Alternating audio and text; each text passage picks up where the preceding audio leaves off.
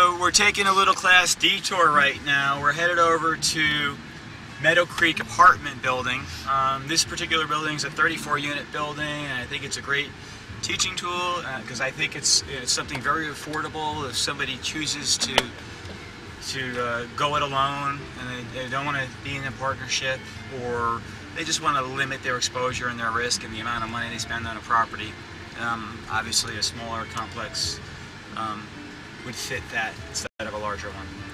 So most of my apartment buildings here in Pasadena are a few miles apart, and so we're going to go over, we're going to check out the leasing office, and I think they have 1 or 2 empty units there, and we'll go look at the units and see how the make-readies are done. Yep. So we're getting new roads in front of one of our apartment buildings, and it makes it less accessible. So we're not getting that drive-by traffic that we want.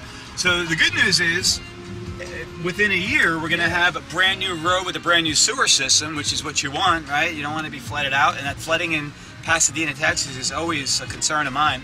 We're really only 30, 40, 50 miles off of the coast, or the Gulf.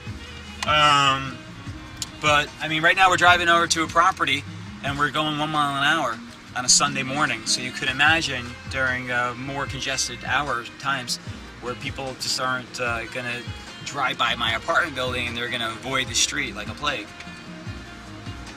So take that into consideration when you're looking for apartment buildings. Maybe you want to check with the city and see what kind of construction plans they have, or if you notice something's coming your way, really look into it. So you don't want to buy an apartment building where someone can't drive by it for a very long time. I've seen it happen. Okay.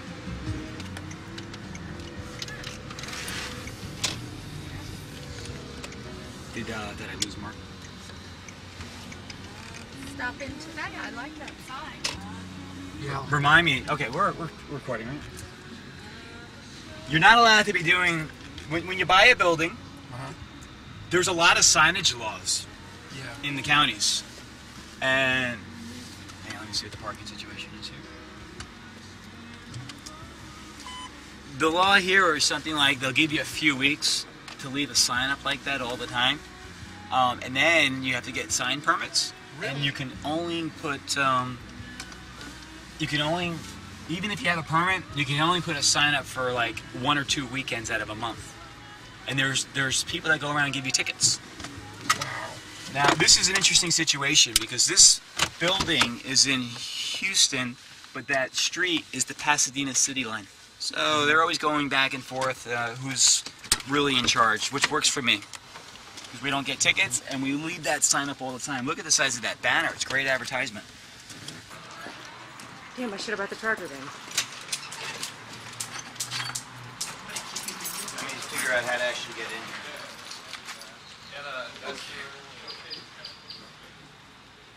Did this look like this? No.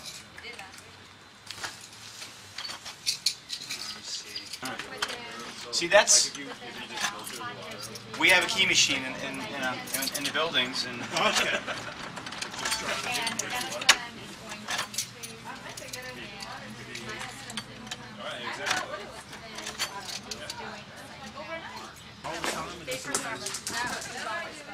so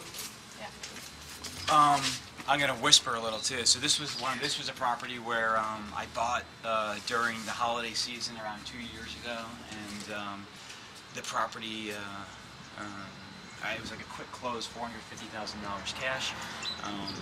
It was like $14,000 a door. I knew it was going to be a no-brainer. I was going to capture massive passive income. I didn't really have to do much. I mean, it was in foreclosure, and there was a property management company here functioning as a receiver, taking care of the property and spending minimal amount of money to keep it operating. The property came with $10,000 in revenues, and that's above break even for this. So it was just a fantastic buy, and part of the story goes that the appraisal came in more or less $750,000 more than what I paid for it. So property appraised for, I want to say, around $1,190,000, and I'm in the property for approximately $450,000. I even pulled out money and put it towards another property, which, you know, it's hard to do that with single-family houses right now. But I did refi this property and pulled out an extra $250,000 and did some more investing with it. So I'll show you some of the changes we made around here. I mean, this is a 34-unit building. There were down units when we got here. I mean, you'll find that when these properties go into foreclosure, that nobody wants to spend money and buy washing machines or refrigerators or ovens. It makes it hard to rent places with stuff like that missing or not functioning. So we came in here immediately, and to make a difference, we made an investment in refrigerators and ovens. We made an investment in flooring. We fixed a lot of the fascia boarding. I mean, again, you want to spend money on the exterior. You want to make it look really good, where people just stop and say, you know what?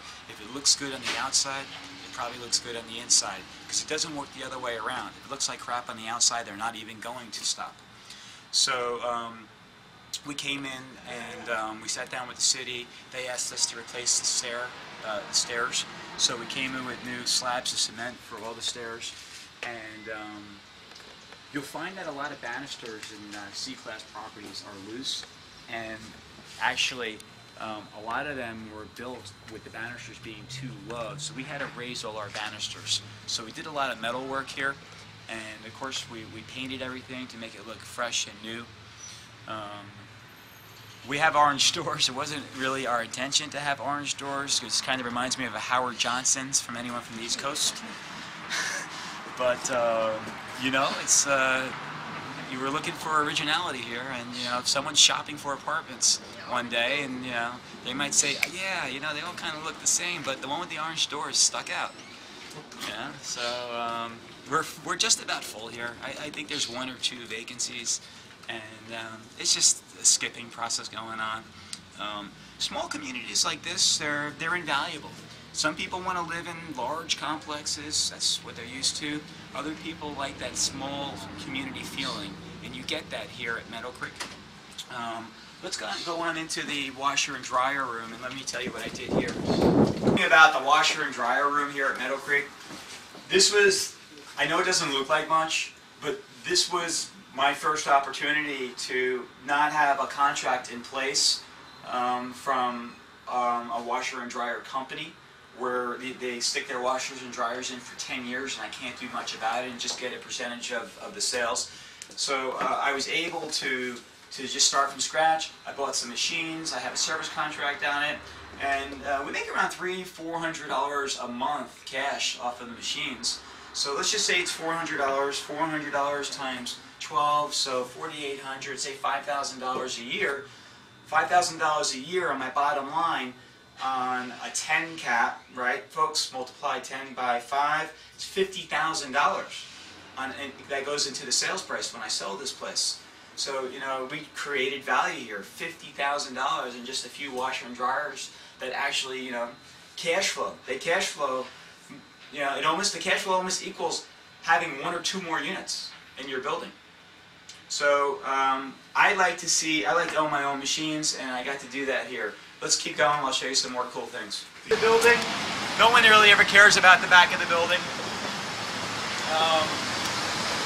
The dumpster situation, the dumpsters were in front of the building. It didn't look very good, so I had everything moved to the back of the building. But in doing so, you can see all these asphalt problems I had here from the dump trucks. I mean, they just destroy your driveway. I got very upset with, I think it was Waste Management here, and I was just trying to end my contract with them. They actually came in here, and at their expense, they repaired everything. They put, they put concrete down with rebar to hold the weight of the truck. I agreed to build this little fence, and let me tell you why you want to build this fence. Because the neighbors start dumping. And I guarantee you that's the neighbors dumping on top of my, my dumpster. So it's kind of interesting. Sometimes I come out here with my flip camera, and I'll go over there and I'll ring their doorbell, and they get all paranoid. So I asked them not to dump in my dumpster. I mean, whatever. This is the business. It doesn't look good, and let them. In this city, you buy these brown bags, So you pay for these brown bags, and that's your garbage. That's what you pay for your garbage. So they think they're actually saving money by dumping it here and not buying garbage bags for themselves. All right, let's keep going. Go slow.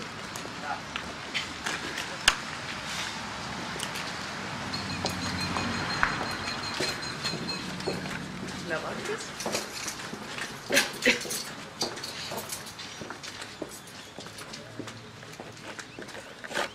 Hola, ¿cómo está? Bien. Mucho trabajo. Mucho, porque no dinero.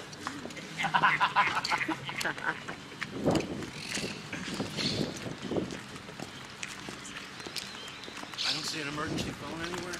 There's no pool. Oh, Yeah, there's no pool.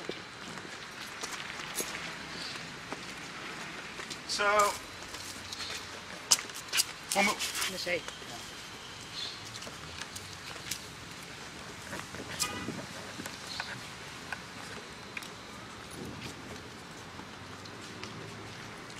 So when we bought the property, these trees actually had overgrown the whole area, and you know, you got to make a decision. Do you want to reposition your property? Do you want to try to attract families? And that's what we wanted to do. So once we put this playground in, it just turned everything around. We cut back the trees, and you know, we found the spot on this property. The kids love it. It's nice to see them out playing. Playground costs around $10,000. You know, the sandbox is fantastic. Turns out sand is half the price of mulch, and the kids like the sand more than the mulch anyway. What else can I tell you? We have a lot less turnover here. It's not 50-60% like you might see in other larger complexes. There's probably only 20-30% turnover here, and this helps tremendously keeping families here. They want to live in small communities, kind of feel like they have their own house. Okay. You guys have any questions about? Who picks up trash and stuff around here? Well, you know, it's Sunday morning. So the reality is the life comes to a stop here on Sunday, or at least in Pasadena. My property manager here, it would pretty much be her job because this is a 34-unit building. It doesn't support a full staff. You won't make money. So your property manager is your leasing agent and your maintenance person. What we do is I can share some people from a larger building and send them over here. If I wanted to, the gentleman I just spoke to, he's a handyman. I can pay him money. Ideally, a lot of people like to just give someone a discount and create a person here, let them live here, give them a little discount on their unit, and they'll run the building. I'm not doing that. I just went through a property manager change. She lived here for a while. She did a pretty good job. There was some incident where she had a fight with her boyfriend and got drunk, and she was throwing chairs through windows. So needless to say, I fired her the next day when I found out. It seems to be like a good area here, but we did have an incident on Thursday. I could share with you folks. Our new property manager was in the leasing office. She's sitting down with somebody. They're filling out an application. And as soon as my property manager, Joanne, turned her head, the person snatched her bag and ran out the door. And Joanne, she ran out the door and chased her down and got her pocketbook back. So, you never know who's going to be walking through your leasing door for those of you who want to manage your own properties. So you always got to be careful. Right now we have a full-time manager here, but we've taken Joanne from a 162-unit building, and she'll go back and forth as we need her. Trace runs this one too. And let me tell you something, it'd be virtually impossible to have a property management company, you know, at least this one. You know, we just have a special deal going on because I found a property management company that's running like 5 of my apartments, so we cut a deal. So he looks at it as one aggregate number, right? When we bought the building, there was a really bad leak, this complex over here. So what we did was we took down the whole brick wall We got in there, we figured out what the problem was, and we built the bricks up. And we were able to save money because we used the same bricks. The job cost around $3,000 or $4,000. This was a situation that upset the city a few years ago, which the owner then got into a lot of trouble with, and was just another reason why this property went to foreclosure quicker than other deals. How old is the property? This property was built approximately 1965. So, you know, you have a choice. You want to make it a C? A C? It's definitely, the first letter on it's a C. So the question is it a C plus or a C minus class? You know, I'm trying to make it a C plus. I've gone above and beyond. I put this nice playground in. We're trying to take care of our palm trees. We put fresh flowers down, and we got some wonderful people here. I mean, I was here with a few students the other day. An elderly man came in, and he used to be a school teacher, and he was requesting that he was wanting to know if he can use the leasing office here to teach ESL classes. There's a lot of Spanish-speaking people around here, and so we're doing stuff like that. It's great for everybody, right? It's great for the people, it's great for retention, and it's great for attracting more people to move here if you can tell them you're offering classes. That would be complimentary? Yeah, no charge. Fantastic. What are some of the other community things you do in your apartment? We try to hand out a community letter every month with ideas and tips of things you can do in Pasadena. We're going to go over more of the stuff when we get back to the classroom, but we give them like an emergency list for phone numbers and stuff like that. You know. Do community parties on special occasions? Well, you know what, folks? It's a 34-unit building, and a lot of people just kind of want to be left alone in a 34-unit building, and there's just not, you know, you're not going to have a huge budget. So, no, I've actually never had a community party here. And I have had community parties in 162-unit buildings for sure. The roofs were in really good shape when I got here. I didn't have to do anything. I don't think we spent more than $50,000 rehabbing this place, and most of the money went into ovens, refrigerators, and flooring. One thing I can share with you that's really important. You know, sometimes when you're out looking for properties, brokers are going to say, you see these beautiful, spacious apartments. You know, they're trying to, you know, persuade you that that's the way to go and your tenants are going to love it. Well, the fact of the matter is that when you see something like that, you're really going to have to take into account the price of flooring. Fortune, because it can easily cost, for some of these are large apartments, it can cost me $2,000 for flooring per apartment. And sure, tenants are attracted to big places, but they also know the bigger it is, the more what? The more costs, the more electricity they're going to have to pay. They're going to run their air conditioners, so they know too. I mean, they're very cost conscious. So yeah, a lot of my money went into flooring, and we'll take a look at the flooring, I guess, in one of the next apartments we go look at. In this unit, or? Well, I'm going to try to get in. I'm having problems with my leasing key here. Let's see here. The condensers were in really good shape. I like to keep a few condensers on site if at all possible for emergency situations.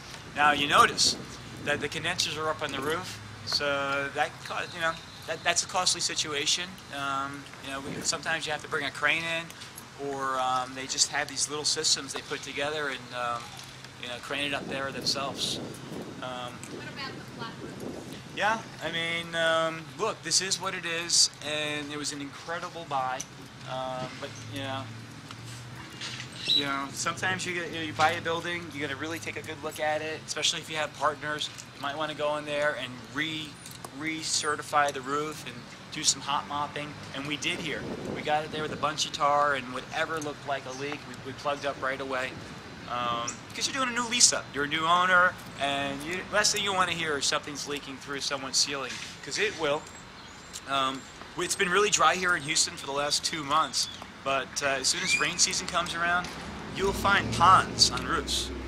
I mean, literally ponds of water, and you can't do much about it. You just gotta hope that when you're up on the roof, or if your maintenance people are up on the roof, that they're really careful walking around, because I mean, one little nail can, you know, puncture the roof, and you know, you might have a little puncture on one side of the building, but the leak might appear on the other side of the building.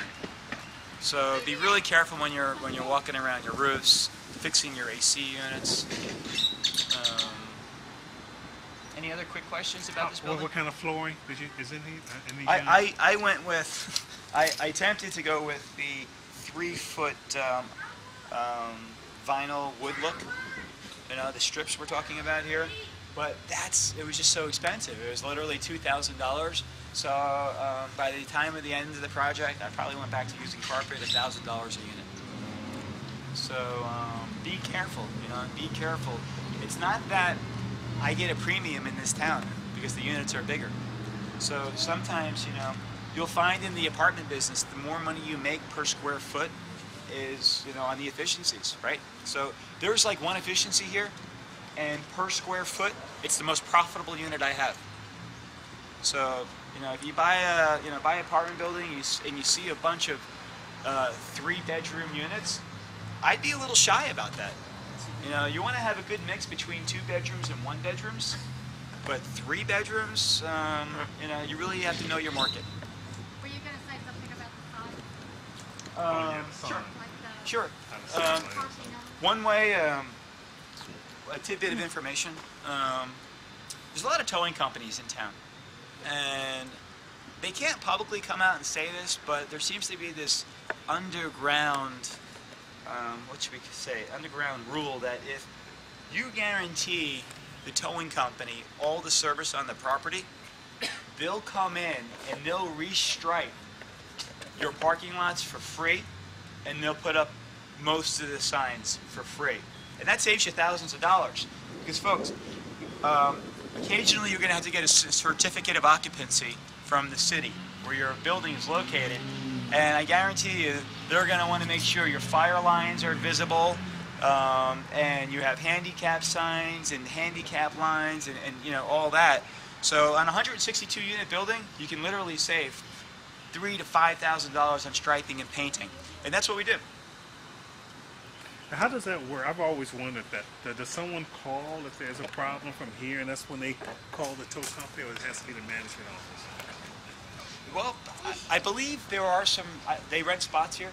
So somebody's parked in the wrong spot. Yeah. Okay. I would call if somebody was parked in my spot.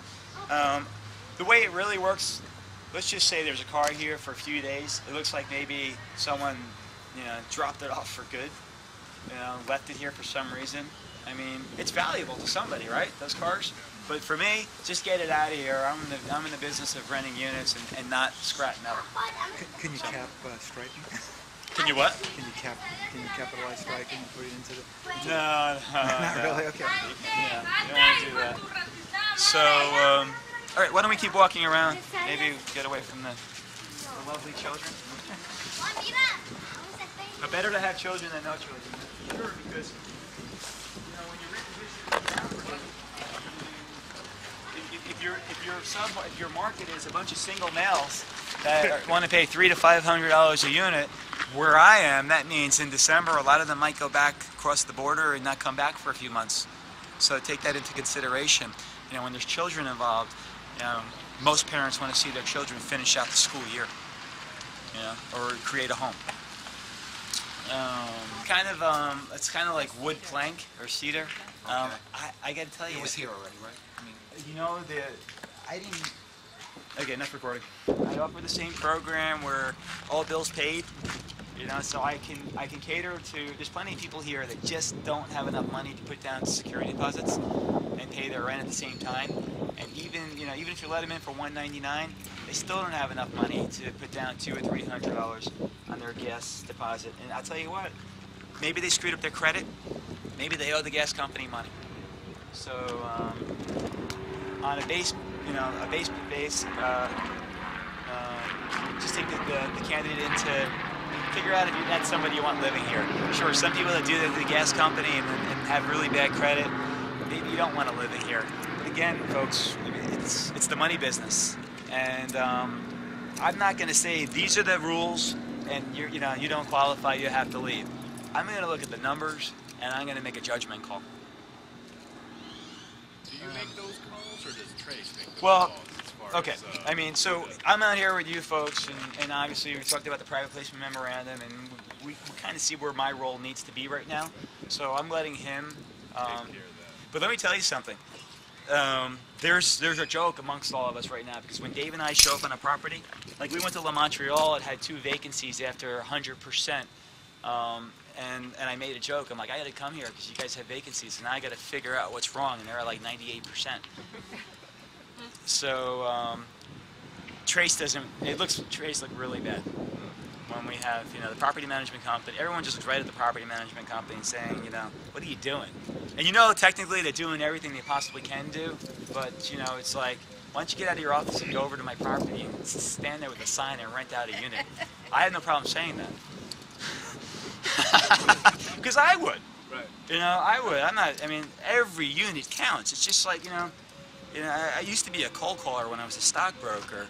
And, I mean, every single phone call counted, because if you were willing to close 1 out of 100, I mean, what if you didn't take that one phone call serious and you hung up the phone? Then you have to dial it 200 times to get one sale.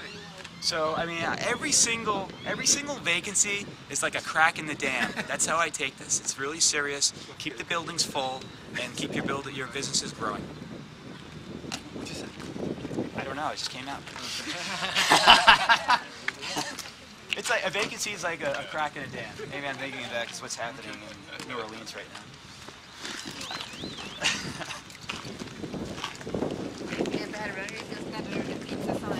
I mean, it's not about the fact that, you know, yeah, I can personally afford to not make an extra $100 or $200 a month, but yeah, yeah, I mean, yeah, yes, yes.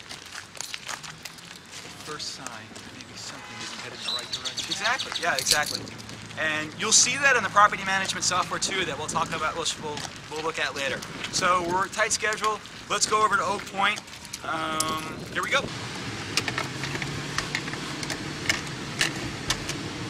So, you know, the bottom line is, when we're talking about multiples and capitalization rates and cap rates, for every dollar I make, and the cap rate is 10, that's like $10 in your pocket. That's why every dollar is really important, right? Because if you make an extra, you know, if you make an extra $1,000, that's $10,000. So it's not just about the immediate value at, you know, $1. It's times 10. You know, it's almost like a PE to a stock. Or if you did a good job, 11, right? If you did a good job. Yeah, really, it just, yeah. So, oh my gosh. Okay, alright.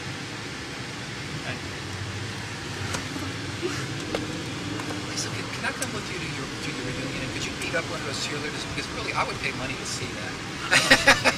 This is Section 8. It's all right over here.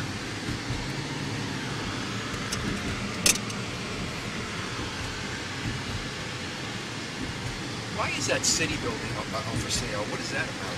That city building was heavily damaged during Hurricane Ike, and it caused them to actually office all over the city, and they finally started moving into some new real estate, and believe it or not, no one's ever touched that building.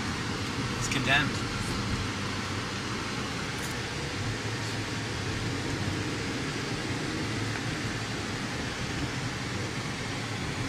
Look at this, a new road.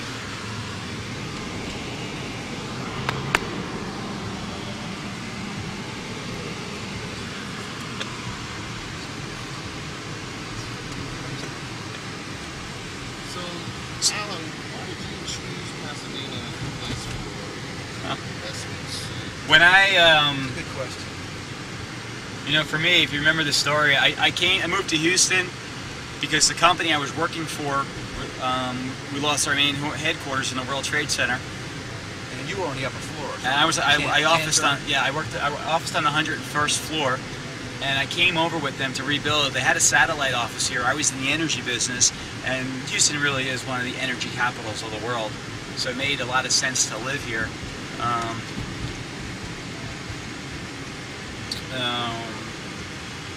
But I also knew, you know, I made that change, that shift in my life, that I needed some more security because, you know, I was depending on my paycheck from that particular company, and it was a perfect world. I was making a lot of money, and you know, look what just happened. So there's no guarantees. So I decided I was going to start buying real estate, and I started taking classes on how to buy real estate from a gentleman who had like a trailer on Beltway 8.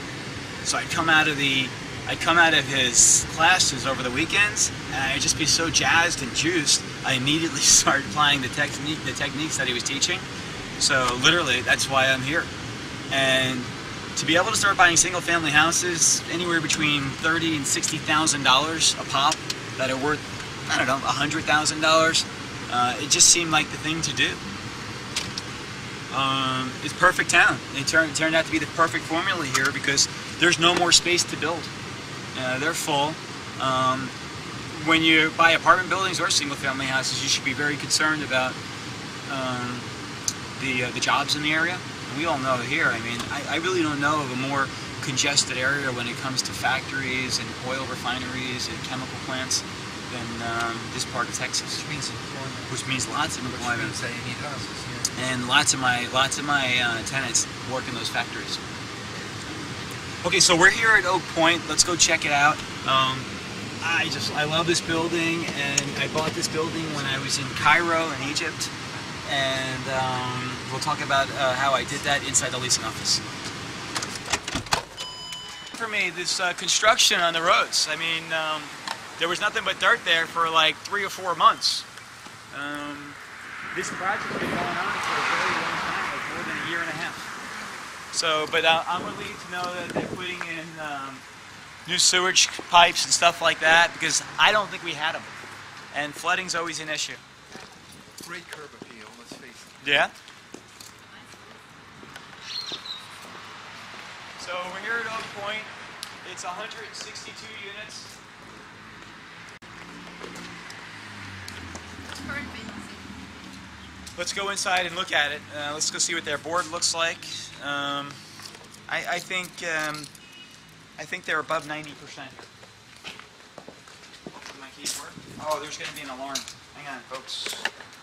You need this drop box. Well, not a drop box. You need these boxes here. I mean, so you're always marketing. You're always marketing.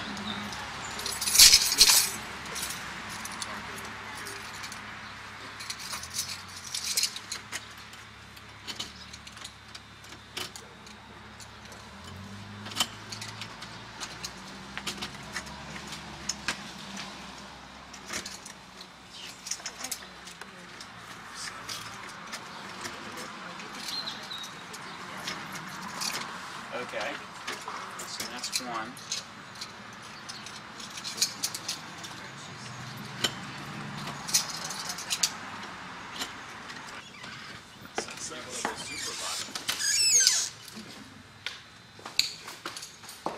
All right, folks, see what we got here.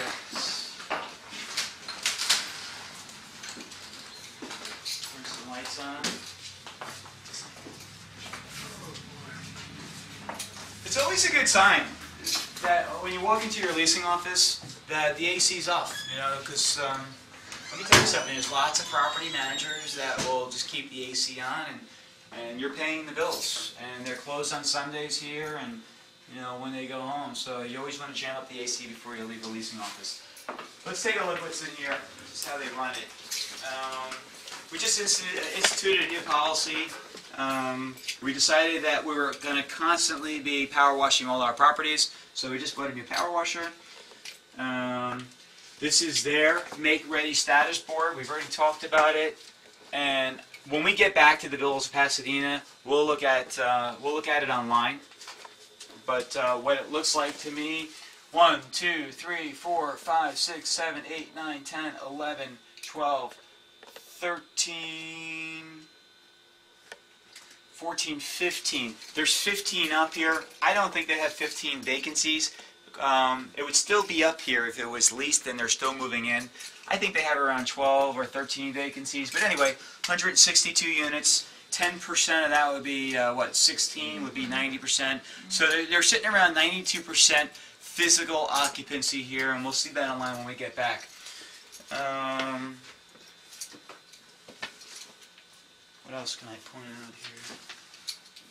What's the story about this complex? The story about this building is that the parent company in Florida got in trouble, and they had to shed assets. A lot of people think that you buy something in foreclosure, maybe it's the building itself that deserved to be in foreclosure, or a personal problem. Not this case. This was a viable, functioning business. It was doing great, and the parent company got in trouble, and they just had to get rid of it. Bank took it back. Bank didn't want to be in the property management business. They just tried to auction it off themselves. The numbers on this building, someone paid $3.6 million for it around 2 years ago, and the bank tried to auction it off. Okay, they paid $3.6 million. The debt was $3.1 million, so they foreclosed on $3.1 million, and they tried to auction it off. The bank tried to auction it off around 2.5 and change, and no one really showed up because the bank wanted 10% down on the spot. It's $250,000, and it's really hard to bring a lender to an auction. It doesn't work that way. So my broker, I used a broker, put me in here without even me knowing for $2.1 million, and I got the phone call, and within a month or two I immediately closed on this property. It's around, I want to say, $12,000 or $13,000 a unit. It's just unheard of, folks. I mean, this was just one of those deals that can change your life. It's just a partnership for me. There's 4 of us. I think I'm the majority. I am the majority partner in this deal. The building next door, very comparable. Needs a lot more repair than this building. Recently just sold for $24,000, $25,000 a door. This just had $1 million rehab, and we're going to go walk around the property, and I'll try to point out some of the big changes they made around here while they were still here, and I'll show you what we did. So fantastic. It's cash flowing $15,000, $20,000 a month. We took it over. I want to say their occupancy was in the low 80s, and right now, really since we've taken it over, we've been in the mid 90s the whole entire time. Great management crew here. I liked them so much, I hired them to go run all my other properties, and it's been a really good working relationship. So let's go check out the property. You can see they have all their marketing materials. I mean, it's fantastic, right? I mean, they take it really serious here. One thing I like about the crew here, I believe there's around 6 or 7 on staff, and around 5 of them live here, and you want that. I really want people that work for me to live on the properties. Right? I wouldn't get the phone call anyway, but at least they're always watching the property like it's their home, and that's how they treat it. And they're really picky and choosy on who they have come and live in the community, because they live here, and they pretty much ask themselves the question, well, would I want this person's children playing with my children? And if the answer is yes, and they qualify, then that property manager will be renting out the unit to that person. So if the property manager didn't really like what they were looking at, and they had good reason to, then they wouldn't let that slide like other property managers might if they didn't live on site. Okay, let's go check out the property. As you get bigger, you might want to buy a copier. Oh yeah, we'll keep going. So what I really like about this crew, and I learned a lesson from them, was they go flyering a few times a week. And when I say they, I mean everybody.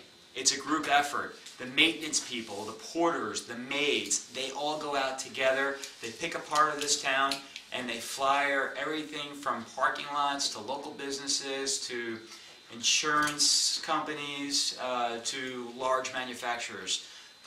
So it's a group effort, and a lot of property managers or a lot of property owners think all they have to do is put a sign out in front of the building or put an ad in the newspaper. The most effective marketing we have in this town right now is flyering. So what we're going to go with what works best. Flyering. And having a copy machine here makes it very affordable because it's not cheap, right, printing? So, I mean, you go to Kinko's, it's going to probably cost you 10, 12, 15 cents a copy. And basically by owning this machine with ink and paper, it's more around 4, 5, 6 cents a copy. Saves a lot of money when you're talking about $1,000 or $2,000 a month.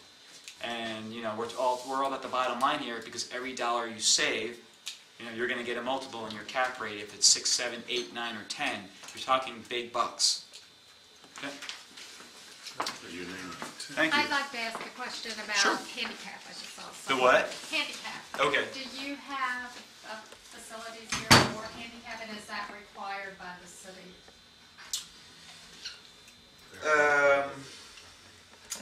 I'm going to have to get you an answer for that. I mean, we definitely have handicap parking, and I would definitely rent to somebody handicapped, and if it calls for perhaps changing the layout of a tub or something and putting in the rails and stuff like that, absolutely. So yeah, you probably do have to by law anyway. You can't discriminate over that. So are there like elevators to go to the second no, we don't floor? have elevators. You know, the rule in the city, or at least Houston, is that if you buy a building that has a functioning elevator, you have to keep it up, no matter what. You can't close it down and say, my budget doesn't support this elevator. There were never elevators here, so I have nothing to keep up. And it is a 3-story building, and we found that the most vacancies we have in this building were on the 3rd floor. You know, I'm a New Yorker, so I mean, us New Yorkers, we like to live, you know, on top of the building. It's just the way it is. I don't like people walking over me when I'm sleeping. But here, it's more about convenience and ease, and let me stay on the 1st floor or in my knees and carry my groceries in. Some people here don't even own cars, so they want to live on the 1st floor. Okay.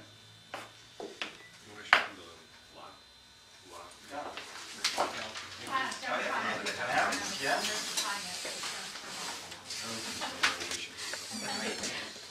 So this is more stuff you'd find in the leasing office, folks. Right? We actually we filled these helium tanks. We're big on balloons. I mean, we're out there, we're on a pretty big street, and we're going to put a bunch of balloons up to. We got to get noticed. I mean, a lot of our traffic's coming in from walk-in traffic, and these I love. I know, you know, not everyone pays their rent on time, and not everyone pays their rent at all. And here, they mean business in this leasing office. They lock them out right away. Are there any pink ones here? No.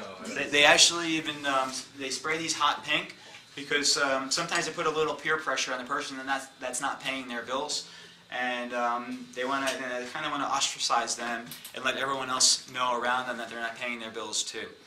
So, I mean, everyone's got to pay rent or they got to go. It's just the way it is. So rent is due on the 1st. When do they put those on? We're going to go through the eviction process when we get back to the leasing office. But realistically, we give everyone a few days grace period.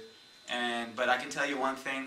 I mean, we're not just slapping these on. I mean, we got to have some good reason. If it's clear that someone's not working with us, and it's clear that they're just breaking all the rules, and there's lease violations, and it's time for them to go, we're going to make life very difficult for them. You have a choice. If it's, you know, if you're past your period where you say it's time to go file eviction, for us, we like to file eviction between 7 and 10 days into the month. If I do that, I'm ready to slap this on, or maybe I'll slap it on a day before. Because if I got to file eviction in this town, it's going to cost me $96 to file eviction. So this little handy device might save me $96 because someone might say, you know what? I was planning on skipping, I was planning on being a bad tenant, I was planning not paying, but I haven't found a place to live yet. You know, I don't want to go to court, let me pay you the money that I owe them. This changes the situation a lot, these lockouts. Now, there's lots of rules about lockouts. Lots of rules about lockouts, and what they do here is, well, like I said, a lot of my staff live here, because apparently when you get a phone call about these, you have a few hours to get back really quick to unlock it. Now, we charge a fee for that. We basically say, look, if we're going to come out here, you have to pay an extra $50 to $100, and we're going to open up your door. If it's the weekend, sorry, we're not open. We'll be here Monday morning, and there'll be no fee. So that actually persuades people not to call. But can you actually do that? Oh, absolutely. There'll be no fee, you have to wait the entire weekend before open the door? No. Or we'll open their door 2 hours later after their phone call, For a fee. and they're being charged. But what's the law? I think, doesn't the law say within 2 hours? Anyway? Sure. Okay, so we'll... Without fee? No. Or Oh, yeah. both? No. If I'm coming out there on the weekend on my time, we're charging them.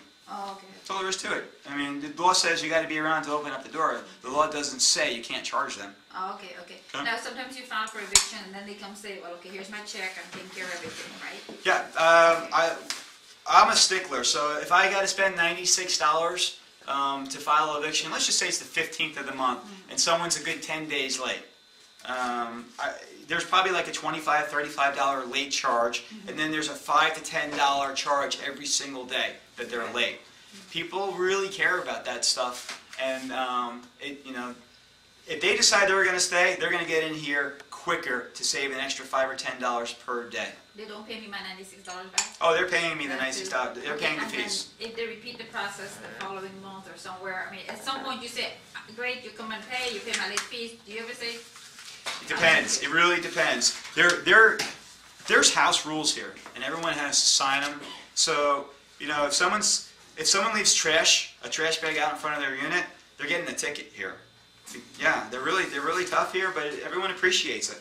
So, depending on how many lease violations there are, or like at the villas, we have like a 3-strike policy and you're out. For some reason, these work really well here. At the villas, you know what they do? They kick the door open and they break. It's each community is a little different. I guess a different class of people. Perhaps, perhaps. This is still a C though. This is a C. Maybe C+. Wait till Nice. I'll let you guys make the call when we walk around. Okay? So let's just see. We talked about the helium, the balloons, and lockouts. What else can I show you?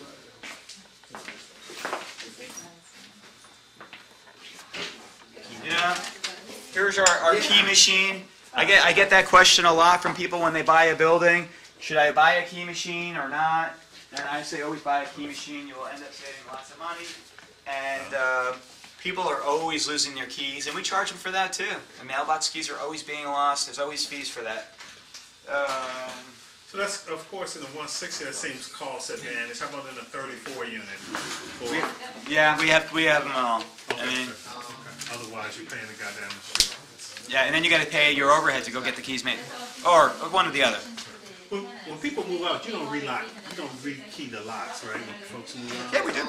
Oh, okay, so We do, and that's another reason why you want a key machine. this is real basic for me. So okay, That's every fine. time someone moves out, you Because what am I going to do if someone gets murdered and says they had the keys? Okay. I know that's pretty extreme. okay, so But this I is don't want good. to. That's part of Yeah, the definitely. segregation you probably talk about.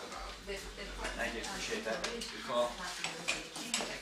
Well, yeah, it's so basic. You just change the tumbler to rekey something? I think they actually get in with a whole new. I think I think in our shop, I've seen the whole new setup. Oh, each time someone moves. Yep. Yep. Speaking of keys, okay, so let's go walk through the property and. We need to shut off. Oh, maybe we can actually get into some units. Good afternoon, Alan. Here are 3 vacant units that you can see. Truly are open. Oh, really? That's the kind of lot. 301, 127. Hey, here's another idea, by the way. So, at the Villas of Pasadena, we always have our keys ready to go on a special key ring, the vacancies. So, somebody walks into the property, and you're not fumbling around trying to figure out where all the keys are. One ring, let's go for a walk. You don't have master keys? Like, No, you want to stay away from using a master because the reality is, if you lose that master key, you have a liability in your hands, and you're going to have to rekey the whole entire place. I've known people that's happened to. 301. 27. I don't know. Where are they? Oh, they're awesome.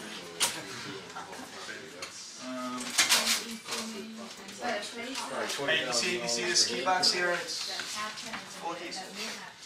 Okay, let's see here. 301. Do they keep it out?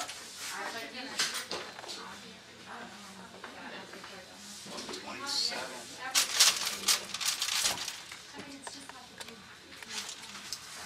See, are they in order? Let's see here. We got.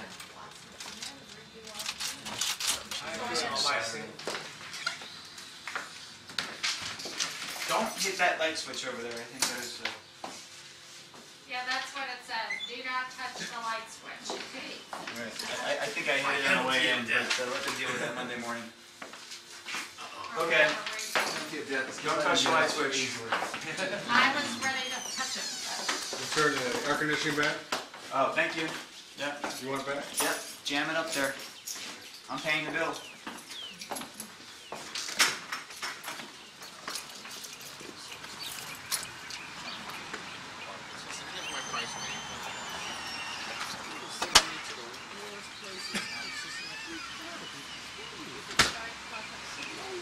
Yeah.